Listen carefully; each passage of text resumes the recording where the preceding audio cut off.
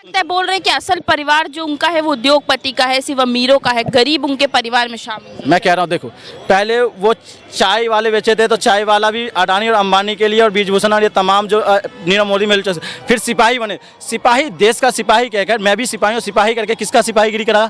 आपको पता है मेहुल चोकसी के लिए किया, नीरव मोदी के लिए किया, आपको पता होगा अडानी के लिए किया। फिर उसके बाद आ जाता है भ्रष्टाचारियों में लेके आ जाता है, उन्होंने किसके लिए किया? उस टाइम पे हेमंत बिश्व शर्मा के लिए किया, कि अजित पवार के लिए किया, शिवराज सिंह व्यापार घोटाला शुभेंदु अधिकारी के लिए किया। फिर हम दंगाई के लिए लेके आ जाते हैं तो वो कपिल मिश्रा के लिए किया। कपिल मिश्रा से लेकर वो तमाम लोग जो है, चाहे अनुराग ठाकुर जो दंगा भड़काने का काम किया, उसके बाद आप बलात्कारियों में ले जाएंगे तो ब्रिजभूषण शरण सिंह के लिए किया, चिन्मयानंद के लिए किया, कुलदीप सेंगर के लिए किया। और आज भी मोदी का परिवार है, सबसे पहले मोदी का परिवार लगाने में किसने सबसे पहले भूमिका निभाई? तो मोदी का परिवार, बलात्कारी ब्रिजभूषण सिंह, कुलदीप सेंगर, चिन्मयानंद, जो ये इनके कहता हूँ उद्योगपतियों में कहता हूँ, आपका नीरव मोदी ने क्यों लगा दिया? और इसके बाद आता दंगाई में अनुराग ठाकुर, और ये क्यों लगा दिया इन्होंने? तमाम जो कहते हैं, और आपके भ्रष्टाचारी अजित पवार तो अभी आए हैं, अजित पवार से लेकर अशोक चौहान तक इन्होंने मोदी का परिवार लगा लिया। तो आपका जो परिवार है भ्रष्टाचारियों, दंगाइयों, लुटेरों का परिवार है, आपका परिवार 140 करोड़ नहीं है। और मैं एक फिर क्लियर कर दे रहा हूँ, ये 140 करोड़ देश का है, और देश भारत 140 करोड़ का परिवार है, किसी व्यक्ति का परिवार नहीं हो सकता। आज से कुछ समय पहले ना लोग बड़े बड़े उद्योगपति हुआ करते थे, पता है वो क्या रखते थे? पीए रखते थे। आज के टाइम में पता है क्या लोग पीएम रखते हैं? अच्छा, पीएम रखते हैं उद्योगपति। अच्छा, हाँ, ऐसा क्यों कह रहे हैं? ऐसा इसलिए करे कि उनका बचाव किया जाता है, उनको बढ़ावा दिया जाता है बिजनेसमैनों को, और गरीब को गरीब नीचे करा जाता है। तो पीएम रखा हुआ ना उनने, पीए नहीं रखा, पीएम रखा है। तो सच्चाई है आज के टाइम की। अच्छा, ये भी बोला जा रहा है कि उद्योगपति के कर्जा माफ हो जा रहा है, गरीबों का क्यों नहीं? मैं कह रहा हूँ आप 2 लाख का कर्जा ले लो, आपके घर पे पुलिस आएगी, आपके घर पे ताला डाल दिया जाएगा। आज कई किसान 2-4-5 लाख का लोन लेके बाद आत्महत्या कर लेते हैं, और उद्योगपति होते हैं तो बैंक बिक जाते हैं। अच्छा, बैंक प्राइवेट हो जाते हैं। बताइए, ये देश का विकास है? किसको गुमराह कर रहे हो आप? किसको जनता को बेवकूफ बना रहे हो आप? तो आपकी सरकार में आके कई लोग कहते हैं हिंदू राष्ट्र बना देंगे, कई लोग कहते हैं संविधान बदल देंगे। मैं कह रहा हूँ किसी के बाप में ताकत नहीं संविधान बदल देगा। बाबा डॉक्टर बी आर अम्बेडकर की औलाद जिंदा है, संविधान पे आँच आई नहीं तो आंख निकाल लेंगे, याद रखे।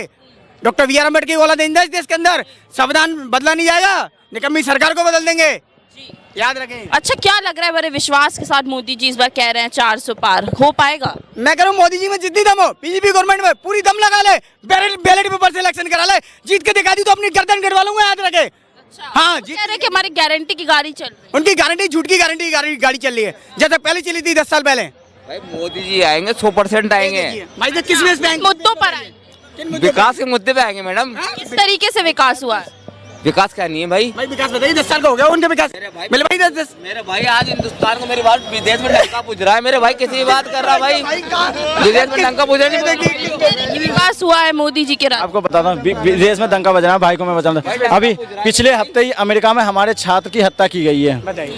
वो आंकड़ा ये दिखाएंगे ना, डिप्लोमेसी इस चीज़ को नहीं दिखाया। वीजा का जो वैल्यू है हमारा पहले से क्या कंपेयर में डाउन हो गया। अगर डंका बजा तो वीजा का जो वैल्यू है वो मजबूत होना चाहिए ना, अगर देश हमें मान रहा है। तीसरी बात इन्होंने कहा नहीं होती है, पासपोर्ट की वैल्यू होती है। अब आ गई पासपोर्ट की वैल्यू। वीजा जो दिया जाता है पासपोर्ट के वैल्यू के आधार पे दिया जाता है, और पासपोर्ट की वैल्यू जो है 80 से ऊपर चला गया है, जो 80 से नीचे था। अब सुनिए, श्रीलंका हमसे नाराज क्यों हो गई भैया? अगर डंका बज रहा तो क्यों हो गई कम? क्यों हो गई कम? अगर डंका बज रहा है तो क्यों हो गई कम? यही तो पूछ रहा हूँ। मैं कह रहा हूँ अगर डंका बज रहा है तो महानुभाव से पूछे क्यों कम हो गई। दूसरी बात, आप ही बताइए, आप किस जगह से आए हैं? बताओ, आप किस जगह से आए हैं? मैं एमपी से आया हूँ, आप किस जगह से आए बताइए? मैं बिहार से आया हूँ। बिहार से आए हैं? बिल्कुल। आपको अगर बीजेपी अगर सांसद का टिकट दे देना तो आप चुनाव जीत जाएंगे मोदी के नाम पे। तो फिर अरे तो विकास हो रहा है। मैं कहता हूँ मुझे टिकट मिल जाएगा तो चुनाव जीत जाऊंगा। तो भारतीय जनता पार्टी को ये जो हथकंडे क्यों अपनाने की जरूरत पड़े? जयंत चौधरी को मिला लो ईडी सीबीआई के डर से, ओम प्रकाश राजभर को मिला ईडी सीबीआई के डर से, तमाम जो नेता और विधायकों को खरीद लो ईडी सीबीआई के डर से, मुख्यमंत्री खरीद लो ईडी सीबीआई के डर से, राज्यसभा में जो भेजे गए हैं अभी तमाम जो राज्यसभा में भेजे गए वो तमाम कांग्रेसी नेता को क्यों भेजा गया? अगर बीजेपी को, मैं यही, और आपको पता इन्होंने जीत जाएंगे तो दक्षिण भारत में 130 सीट है जहां पे भारतीय जनता पार्टी का कोई आंका भी नहीं, कोई संगठन भी नहीं है। इनको पता होगा, अगर इतनी पॉलिटिक्स जानते होंगे, राजनीति जानते होंगे। विपक्ष की क्या जरूरत पड़ रही है फिर मोदी? अभी मैं 10 दिन पहले अयोध्या से आया हुआ हूँ।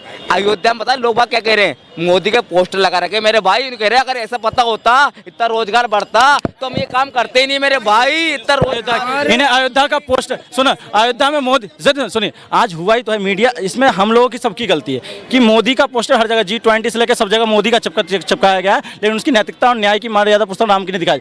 उसी अयोध्या के अंदर जो पिछड़े दलित आदिवासी का जो घर सड़क के किनारे जो घर था, उन घर को तोड़ दिया गया। आज तक उन्हें मुआवजा नहीं मिला और वो बिलखते रो रहे हैं और न्याय का और कलेक्टर ऑफिस का चक्कर लगा रहे हैं, उनको न्याय नहीं मिल रहा है। वो इनको नहीं दिखा होगा अयोध्या के अंदर, इनको दिखा होगा तो वो मोदी का पोस्टर लगे हुए धर्मशाला दिखा होगा। क्यों धर्मशाला दिखा होगा? क्योंकि वो गुंडई और माफिया का धर्मशाला था, इसलिए बात करता हूँ। और तीसरी बात कर तो दिया सर, यूपी के अंदर रामपुर में अभी हुआ पिछले हफ्ते, कल शाहजहांपुर में हुआ है। और सुनिए, और आप पता यूपी के अंदर उसी जेल के अंदर जाके AK-56 से गोलियों से झल्ली कर दिया जाता है इसी सरकार में। और सुनिए, उत्तर प्रदेश के अंदर कॉलेज जारी छात्रों को गोली से मार दिया जाता है इसी उत्तर प्रदेश में। बलात्कारी आजादी से घूम रहा है इसी उत्तर प्रदेश के अंदर। जो बात कर ब्रिजभूषण सिंह आज भी आजाद है, वो तो यहाँ तक भारतीय जनता पार्टी और मोदी और शाह को धमकी दे रहा है कि मेरी टिकट तुम काटोगे, कौन काटेगा, उसकी औकात दिखा दूंगा। परसेंटेज तो देखो, पहले कितना परसेंट क्या सबसे ज्यादा अपराध बढ़ गया? देश का केंद्र सरकार आराजी जारी करता है, उस जारी में NCRB का रिपोर्ट बताया कि उत्तर प्रदेश क्राइम में कितने नंबर पे है और क्या आंकड़ा है। अगर मजबूत माना हूँ नहीं, मैं हो रहा है अभी भी हो रहा है, पर पहले परसेंट भाई परसेंट ज्यादा बोल रहे हैं क्यों? ज्यादा मेरे भाई। मेरा नहीं है, केंद्र सरकार यानी महिलाओं के साथ सबसे ज्यादा अपराध हो रहा है। जो गुंडाई करते थे वो आज पकोड़े बेच रहे यूपी में। वीडियो तो देखो मेरे भाई, कहाँ सो रहे हो सर। मैंने कहा वीडियो मोदी जी बोले ना रोजगार नहीं मिलेगा तो पकौड़े बेचे। देखिए पत्रकार महोदय, मैंने एक बात तो कहा, प्रोपेगेंडा के तहत पर्दे पे दिखाया जाएगा अंबानी की शादी, प्रोपेगेंडा के तहत दिखाया जाएगा अमित शाह का चाणक्य नीति, प्रोपेगेंडा के तहत दिखाया जाएगा मोदी का विश्वगुरु नीति, प्रोपेगेंडा के तहत दिखाया जाएगा योगी का राम राज्य। लेकिन हकीकत आप जब जाओगे इन सारी चीज़ों को जो खंगालोगे तो आपको पता। आज मैं बताना चाहता हूँ, इसी मोदी और शाह इतने डरे हुए 2024 चुनाव से। संजीव भट्ट गुजरात के जो कांड हुआ था, गोधरा कांड, और वो दंगा हुआ था, उस दंगा को लेकर सुप्रीम कोर्ट ने उन्हें बुलाया है और सुप्रीम कोर्ट ने कह दिया उस उनके पास जो दस्तावेज है उस दस्तावेज से कहीं ना कहीं भारतीय जनता पार्टी डरी हुई है।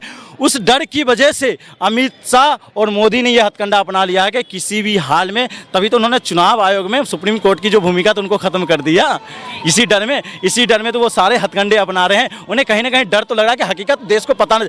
जिस दिन गुजरात से इनकी सरकार चली जाएगी ना, उस दिन देश के आगे। अब मैं इलेक्टोरल बॉन्ड्स की बात कर लेता हूँ। हाँ, जैसा आप बोल रहे हो भारतीय जनता पार्टी डरी हुई है, भारतीय जनता पार्टी आपकी बात पर नहीं डरी हुई है, पर जनता थोड़ी डरी हुई है भाई। इतना स्पष्ट बहुमत ला रही है यार। ये पूछे भारतीय जनता पार्टी को 2014 और 2019 के लोकसभा चुनाव में कितना फीसदी वोट मिला था?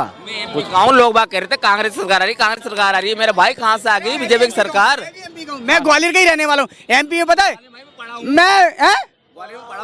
मैं खुद ग्वालियर में पढ़ा हूँ और दिल्ली में रह रहा हूँ 15 साल। अब सुनो, MP के अंदर ही शिवराज सिंह चौहान के नाम पर वोट मांगे थे, सुनते हैं ना ध्यान से। ये बीजेपी की सरकार कहते ना, उनको साइड कर दी गई।